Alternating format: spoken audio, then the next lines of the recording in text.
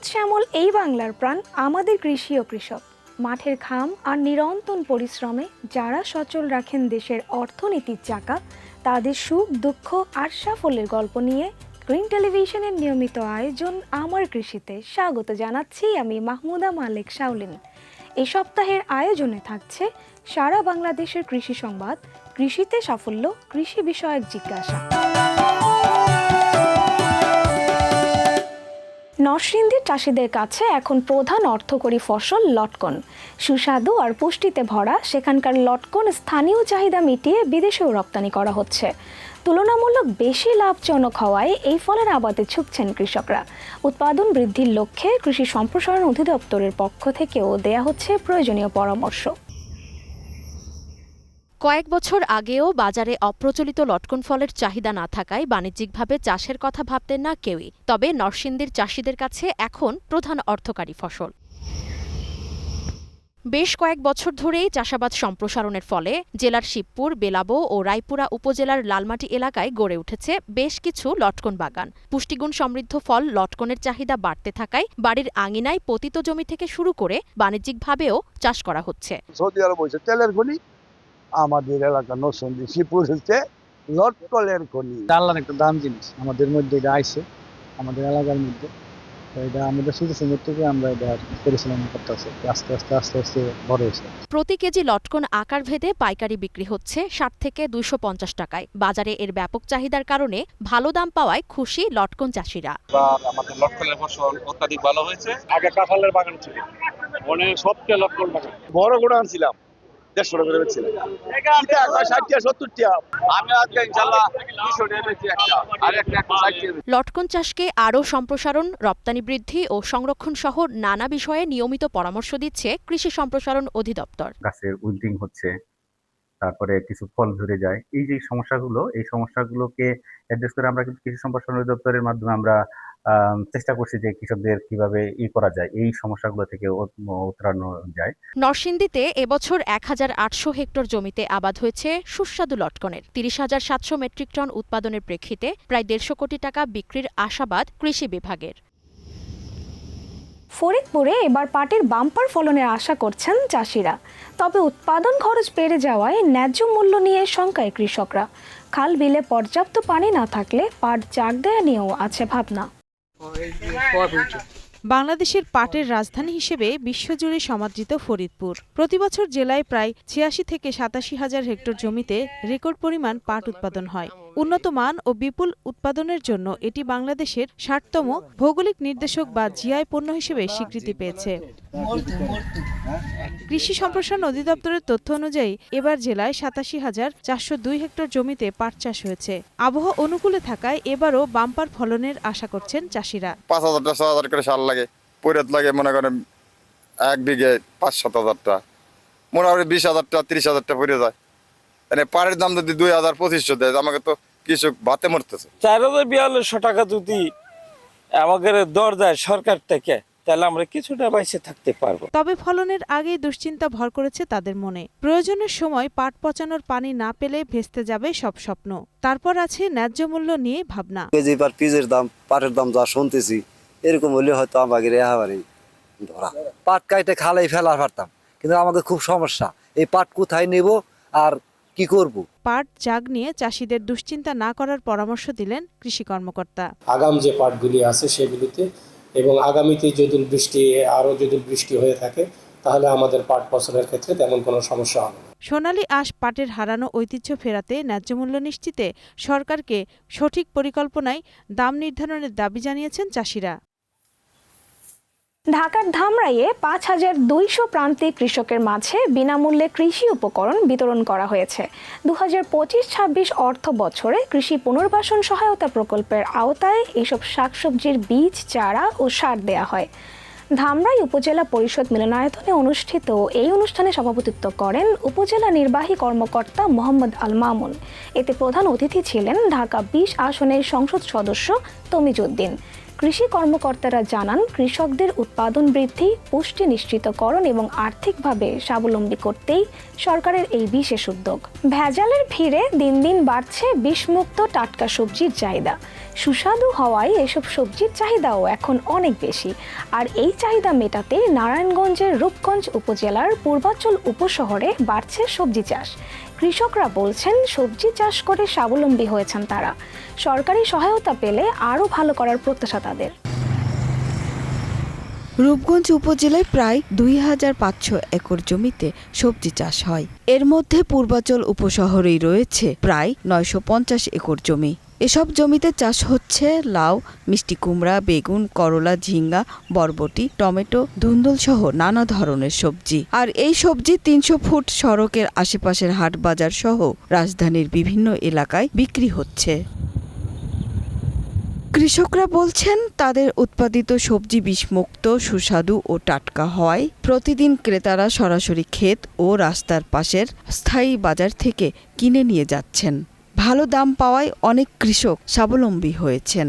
চিরচিঙ্গা, ধুন্দুল, জালি, এরপরে লাউ, মানে যাবতীয় কাঁচা যা তরকারি সবজি এগুলো আমরা চাষ করি আর কি। মাশাআল্লাহ ভালোই, আমাদের ঢাকার কাছে তো সেই ক্ষেত্রে মোটামুটি কিছুটা আংশিক বাজার ভালো যায়, একেবারে খারাপ না, আলহামদুলিল্লাহ সবকিছু মিলিয়ে। সবজি সব ফরমালিন মুক্ত, একদম টাটকা, এগুলো খাইলে শরীর স্বাস্থ্য ভালো। সবজি চাষে কৃষকদের প্রশিক্ষণ দেওয়ার পাশাপাশি সব ধরনের সহযোগিতা করছে কৃষি বিভাগ।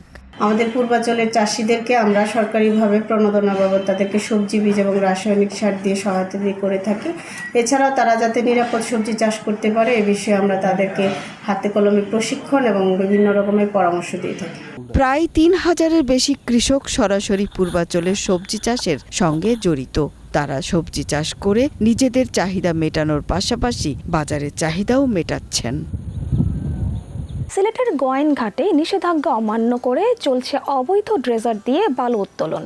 হুমকিতে পড়েছে স্থানীয় চা বাগান, ফসলি জমি, শিক্ষা প্রতিষ্ঠান ও শত শত বসতবাড়ি। বর্ষা মৌসুমের শুরুতেই নদী ভাঙন তীব্র হওয়ায় আতঙ্কে দিন কাটছে নদী পাড়ের মানুষের। সিলেটের গোয়াইনঘাটের পিয়াইন ও সারি নদী। সরকারি নিষেধাজ্ঞা তোয়াক্কা না করে দিনরাত চলছে অবৈধ ড্রেজার দিয়ে বালু তোলার মহা উৎসব। শক্তিশালী ড্রেজার ব্যবহারের ফলে নদীর তলদেশ ফাঁপা হয়ে যাওয়ায় ধসে পড়েছে নদীর দুই তীর। ইতোমধ্যে হুমকিতে পড়েছে চা বাগান এবং শত শত একর ফসলি জমি। ভাঙনের তীব্রতায় ঝুঁকিতে রয়েছে নদীপাড়ের শিক্ষা প্রতিষ্ঠান ও আশপাশের 10 গ্রামের মানুষের বসতবাড়ি। ভাঙন আতঙ্কে নির্ঘুম রাত কাটছে স্থানীয় বাসিন্দাদের। এলাকার আশপাশ দিয়ে 2টা গ্রাম আছে, 2টা গ্রাম নদীতে বিলীন হয়ে যাবে। সরকারের যে খতিয়ানের জায়গাটা আছে চিহ্নিত করে সরকার নেক, আমাদের সরকারের সঙ্গে আমাদের কোনো বিরোধ নাই। অবৈধভাবে বালু উত্তোলনের বিষয়টি স্থানীয় প্রশাসনের নজরে না থাকলেও গ্রিন টিভির ক্যামেরায় ধরা পড়ে বালু লুটের দৃশ্য। স্থানীয়দের অভিযোগ, প্রশাসনের অভিযান শেষ হতেই আবারও সক্রিয় হয়ে ওঠে প্রভাবশালী বালু খেকো চক্র। ফগু উদ্দেশ্য করিয়া আমাদের নদী বালুমহল বুক করিয়া খাইতেছে। যারা মিছিল চালায় প্রতিদিন পুলিশ এসে যায়, তারা পুলিশে কিছু কথা বলে না, প্রশাসন আমাদের কথা তোলে না। এদিকে অবৈধ বালু উত্তোলনের সাথে জড়িতদের বিরুদ্ধে ব্যবস্থা নেওয়া হবে বলছে পরিবেশ অধিদপ্তর। পরিবেশ অধিদপ্তর নিয়মিত মোবাইল কোর্ট পরিচালনা করছে এই এলাকায় এবং এর সাথে জড়িত ব্যক্তিদের শনাক্ত করে তাদের বিরুদ্ধে মামলা দায়ের করা হচ্ছে পরিবেশ আদালতে। অবৈধ বালু উত্তোলন বন্ধ ও জড়িতদের বিরুদ্ধে ব্যবস্থা নিতে উপজেলা প্রশাসনকে কঠোর নির্দেশ দেওয়া হয়েছে বলে জানালেন সিলেটের ভারপ্রাপ্ত জেলা প্রশাসক। উপজেলা নির্বাহী অফিসারকে ইতোমধ্যে আমি আইনানুগ ব্যবস্থা নেওয়ার জন্য নির্দেশনা প্রদান করেছি। আপনাকে ধন্যবাদ, আপনি বিষয়টা আমাদের নজরে এনেছেন। আমি অলরেডি ইউনোর সাথে কথা হয়েছে, ইউনোকে ব্যবস্থা নেওয়ার জন্য নির্দেশনা দেওয়া হয়েছে। গোয়াইনঘাটের জনপদ ও সম্পদ রক্ষায় প্রশাসনের নিয়মিত ও কঠোর পদক্ষেপ দেখতে চায় নদীপাড়ের মানুষ।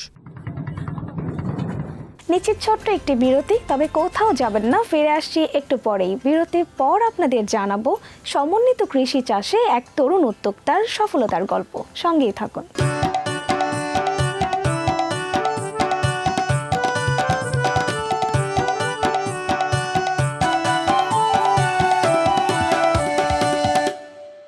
দর্শক, গ্রিন টেলিভিশনের সাপ্তাহিক আয়োজন আমার কৃষিতে আপনাদের আবারও স্বাগত।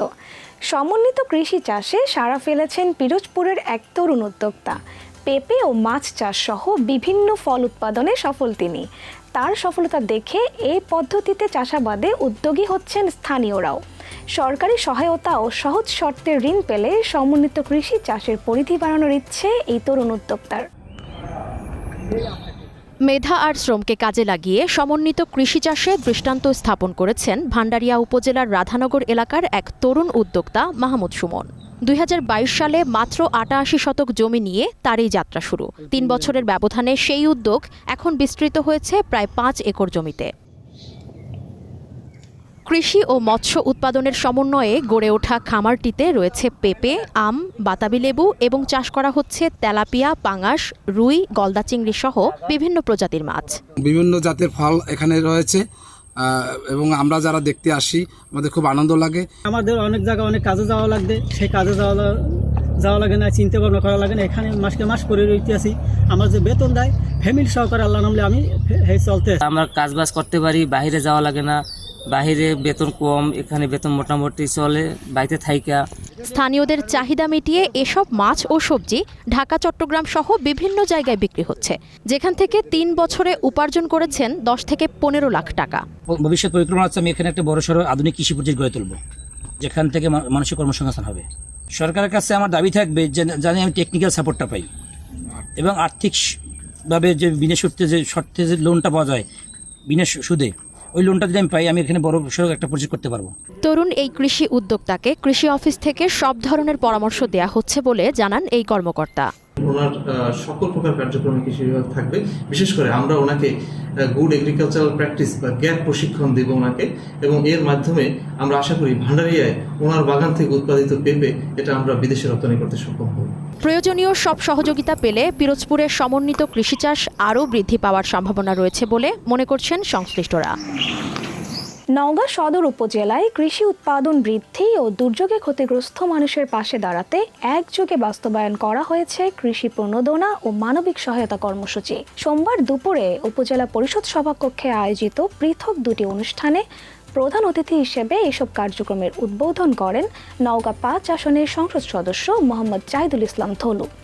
এ সময় বক্তারা বলেন, কৃষি উৎপাদন বৃদ্ধি, খাদ্য নিরাপত্তা নিশ্চিতকরণ এবং দুর্যোগে ক্ষতিগ্রস্ত মানুষের পাশে সরকারের সহায়তা অব্যাহত থাকবে। 2025-26 অর্থ বছরের আওতায় কৃষকদের মাঝে বিতরণ করা হয়েছে উন্নত মানের বীজ, চারা ও সার সহ বিভিন্ন কৃষি উপকরণ। এ সময়ে প্রাকৃতিক দুর্যোগে ক্ষতিগ্রস্ত অসহায় পরিবারের হাতে তুলে দেওয়া হয়েছে চাল ও নগদ অর্থ।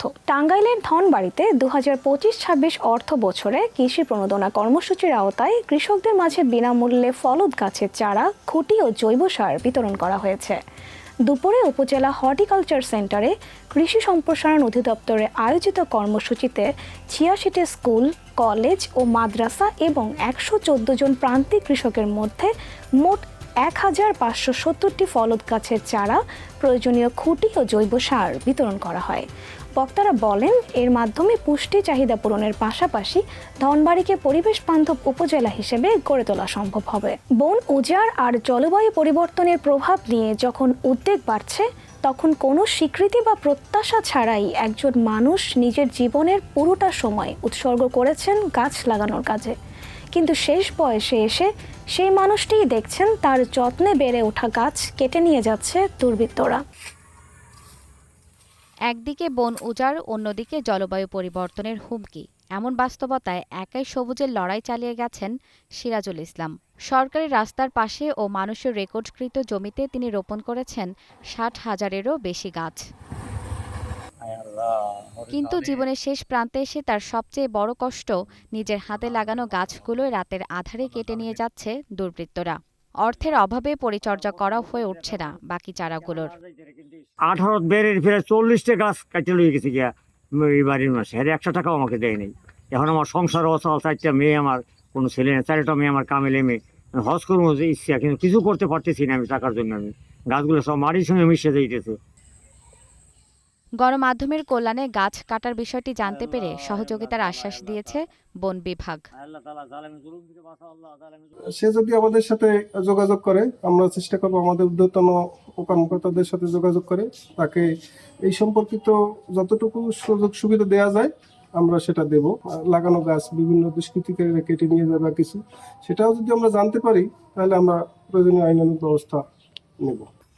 প্রকৃতির প্রতি ভালোবাসা আর মানুষের জন্য কিছু করে যাওয়ার অদম্য ইচ্ছাশক্তি সিরাজুল ইসলামকে গড়ে তুলেছে এলাকার গাছ বন্ধু হিসেবে। মানিকগঞ্জে অধিক লাভের স্বপ্ন দেখিয়ে বিভিন্ন কোম্পানি তামাক চাষে উৎসাহিত করলেও এখন উৎপাদিত তামাক কিনতে নানা অজুহাত দেখাচ্ছে কোম্পানিগুলো। শত শত একর জমিতে উৎপাদিত তামাক বিক্রি করতে না পেরে চরম বিপাকে পড়ছেন হাজার হাজার কৃষক। মানিকগঞ্জে ৮০ দশকে সীমিত পরিসরে তামাক চাষ শুরু হলেও সময়ের ব্যবধানে এর ব্যাপক বিস্তার ঘটেছে। জেলা কৃষি অফিসের তথ্যমতে চলতি মৌসুমে ৩৫৫ হেক্টর জমিতে তামাকের আবাদ হয়েছে। তামাক কোম্পানিগুলোর বীজ, সার, ঋণসহ নানা প্রলোভনের কারণে অসচ্ছল কৃষকদের বড় একটি অংশ এই চাষে যুক্ত হন। অধিক মুনাফার আশায় জেলার বিস্তীর্ণ ফসলি জমিতে তামাকের আবাদ বাড়তে থাকে। কৃষকদের অভিযোগ, মৌসুমের শুরুতে কোম্পানির প্রতিনিধিরা বাড়ি বাড়ি গিয়ে চুক্তিভিত্তিক চাষে উদ্বুদ্ধ করেন, কিন্তু এখন উৎপাদিত তামাক কিনতে টালবাহানা করছে কোম্পানিগুলো। সুদি টাকা কিস্তি লোন থেকে আনছি, অনেক কামলার অনেক দাম নেয় না, 20 টাকা কেজি আমাদের কৃষকের তামাক নেয় না, সব খালি ব্যবহারিক তামাক মনে করেন যারা 20 বেল 50 বেল ঢুকাইছে। চাষিরা আশা দিয়ে যে তামাক বুনেন তামাক আমরা কিনবো, এভাবে আশা দিয়ে অল বাংলাদেশ বইরা তামাকটা ছড়াই দিছে। তামাকটা ছড়াই দিয়ে কৃষকের কোম্পানি চেঁচা দিল, মার দিল। সময় মতো তামাক বিক্রি না হয় সংসার খরচ ও ঋণের কিস্তি পরিশোধ নিয়েও চরম অনিশ্চয়তায় রয়েছেন তারা। নেতাই কইতেছে আপনি কয়শো বেল তামাক লাগবো, 2000 বেল লাগবো, 5000 বেল লাগবো, আমরা দিমু, আপনারা নেওয়া বন্ধ করে দেন। হেরা নেওয়া বন্ধ করে দিচ্ছে, কৃষকের কাছ থেকে কিনতেছে 60 টাকা 30 টাকা করে, হেরা কিন্তু বেচতেছে 150 করে ঠিকই, কিন্তু কোম্পানি কিছু কাছ থেকে নিতেছে না। যখন পয়সা ইনকাম না থাকবো তখন আমাকে আপসেই নিজেরাই চাইফে চলতে হবে। 3 অক্টোর জায়গায় 2 অক্টো খাদ্য খাওয়া খাইতে হবে। জানবাসী আমাকে তার বিভিন্ন চাকরি নাই, কোনো একটা মেল কারখানা নাই, কোনো কিছুই নাই, আমাকে সম্পত্তির উপরে নির্ভর। অভিযোগ রয়েছে মধ্যস্থভোগীদের একটি চক্র কৃষকদের আর্থিক সংকটের সুযোগ নিয়ে খুব কম দামে তামাক কিনে কোম্পানিগুলোর কাছে বিক্রি করছেন। চাষিদের অভিযোগের বিষয়ে তামাক ক্রয়কৃত একাধিক প্রতিষ্ঠানের সাথে যোগাযোগ করতে চাইলে তারা ক্যামেরার সামনে কথা বলতে রাজি হননি। জেলা কৃষি সম্প্রসারণ অধিদপ্তরের উপপরিচালক বলেন, তামাক বিক্রির বিষয়টি মূলত কোম্পানিগুলোর নিজস্ব বিষয়। কৃষি বিভাগ তামাক চাষে নিরুৎসাহিত করে থাকে। এই সমস্ত তামাকের ক্ষেত্রে যেহেতু তারা কোম্পানির কথায় এটা উৎপাদন করে এবং বিক্রি করে, এই বিষয়টা কোম্পানি দেখভাল করবে। সাধারণত কৃষি সম্প্রসারণ অধিদপ্তর এগুলো সাধারণত দেখভাল করে না। উৎপাদিত তামাকের ন্যায্য মূল্য নিশ্চিত না হলে আর্থিক ক্ষতির মুখে পড়বেন জেলার হাজার হাজার কৃষক। সুন্দরবনে মাছ ও কাঁকড়া শিকার এবং মধু সংগ্রহে নিষেধাজ্ঞার কারণে বিপাকে পড়েছেন বনজীবীরা। উপার্জনের পথ রুদ্ধ থাকায় বনের উপর নির্ভরশীল জেলে ও বাওয়ালিরা আর্থিক অনটনে পড়ছেন। 3 মাসের নিষেধাজ্ঞায় সময়টাতে বনজীবীদের জন্য সরকারি খাদ্য সহায়তা বা বিশেষ প্রণোদনার দাবি জানিয়েছেন খোদ বন কর্মকর্তা। সুন্দরবন থেকে সকল ধরনের সম্পদ আহরণ ও ইকোট্যুরিজম বন্ধ থাকবে। বিশ্বের বৃহত্তম ম্যানগ্রোভ সুন্দরবনের জলজ প্রাণী ও মৎস্য সম্পদের প্রজনন সুরক্ষায় চলছে 3 মাসের নিষেধাজ্ঞা। জুন থেকে 31 আগস্ট পর্যন্ত বনের প্রতিটি নদী ও খালে মাছ ও কাঁকড়া ধরা, মধু সংগ্রহ এবং পর্যটক প্রবেশ সম্পূর্ণ নিষিদ্ধ করেছে বন বিভাগ। নিষেধাজ্ঞার সময়টাতে বাগেরহাটে, শরণখোলা, মোংলা এবং সাতক্ষীরার শ্যামনগর ও বুড়িগোয়ালি এলাকার হাজারো জেলে বাওয়ালি ও মোয়ালি পরিবারে নেমে আসে দুর্দিন। আমাদের দেশে দান পান হয় না, সুন্দরবনে যতই না সুন্দরবনে নিষেধাজ্ঞা, এই জন্য আমরা এই খাল বিলীন নদী নালায় ধরি। ভোগান্তির ভিতরে আছি, 3 মাস পার বন্ধ না খেয়ে না খেয়ে দিন যাচ্ছে। যেন সুন্দরভাবে আমরা চলতে পারি, ছেলে মেয়ে নিয়ে, বাচ্চা নিয়ে, আসলে সরকারের কাছে এটাই আবেদন। কর্মহীন সময়টাতে বনজীবীদের জন্য সরকারি খাদ্য সহায়তা বা বিশেষ প্রণোদনার দাবি জানিয়েছেন খোদ বন কর্মকর্তা। এই সময় যদি মানুষ যায়, জেলে বারোরা যায়, তাহলে যেগুলো পায়ের চাপে বা অন্যান্য কারণে ক্ষতিগ্রস্ত হতে পারে। এইসব কারণে সরকার বনকে টিকিয়ে রাখার জন্য এবং প্রজনন বৃদ্ধি ঠিক রাখার জন্য এই 3 মাস বন্ধ রাখা হয়েছে। বনজীবীদের কষ্টে সহানুভূতি জানিয়ে মৎস্য কর্মকর্তা বললেন, সরকারি সহায়তা ও প্রণোদনার কোনো ব্যবস্থা এই মুহূর্তে নেই। বন সংলগ্ন এলাকায় যে সকল বনজীবী, যে সকল মৎস্যজীবী রয়েছে, তারা আসলে মাছ ধরা থেকে বিরত থাকবে এই প্রত্যাশা রয়েছে এবং সরকারের পক্ষ থেকে এখন পর্যন্ত কোনো আমাদের মৎস্য ডিপার্টমেন্ট থেকে কোনো সরকারি প্রণোদনা দেওয়া সম্ভব হয়নি। তবে আমরা আশাবাদী যে খুব শীঘ্রই হয়তোবা সরকারি ব্যাপারে সচেতন রয়েছেন এবং এই পর্যায়ে কার্যক্রম শুরু হয়েছে। সুন্দরবন কেন্দ্রিক হাজারো পরিবারের খেয়ে পড়ে সুন্দরভাবে বেঁচে থাকা নিশ্চিতে নিষেধাজ্ঞার সময়টাতে অর্থ বা খাদ্য সহায়তার দাবি জানিয়েছেন ভুক্তভোগীরা। মাঠের ফসল আর কৃষকের ঘাম ভেজা শ্রমের প্রতিটি গল্পই আমাদের আগামীর অনুপ্রেরণা। সমস্যা যেমন আছে, সঠিক পরিকল্পনা আর আধুনিক প্রযুক্তির ছোঁয়ায় কৃষিতে সাফল্য কিন্তু কম নয়। আজ এই পর্যন্তই। আগামী সপ্তাহে আমরা আবারও হাজির হব কৃষির নতুন সব খবর ও সাফল্যের গল্প নিয়ে। আর সে পর্যন্ত গ্রিন টিভির সঙ্গেই থাকুন, সবুজ রাখুন, সুস্থ থাকুন।